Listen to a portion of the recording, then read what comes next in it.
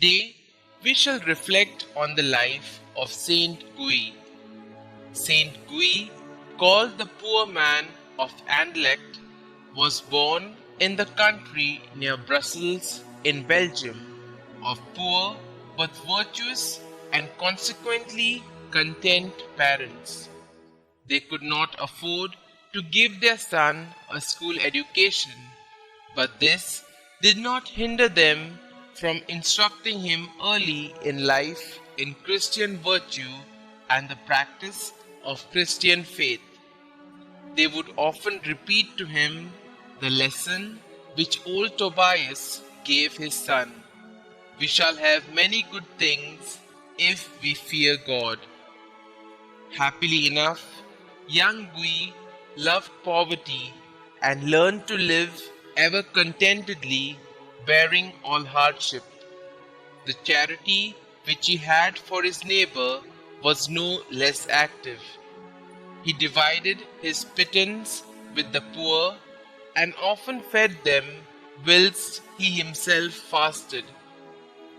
A wanderer in his youth, Guy arrived near Brussels, where he showed such devotion before the shrine of Our Lady that the priest there besought him to stay on and serve the church.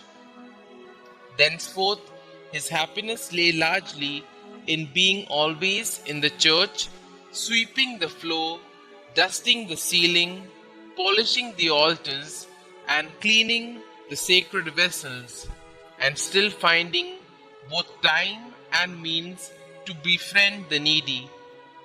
His almsgiving became so famous that a merchant of Brussels came to Laeken and offered him a share in his business.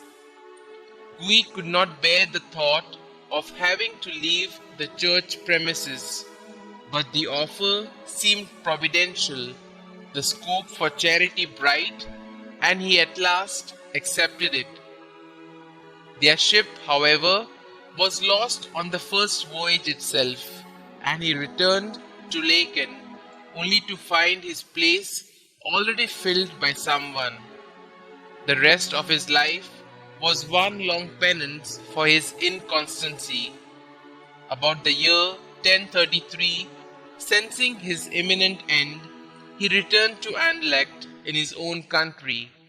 Hospitalized because of exhaustion and illness brought on by the fatigue of his journeys and other hardships, he soon yielded his soul to God and was buried in the cemetery of the canons there. The numerous miracles that took place at his grave led to the translation of his relics to a shrine.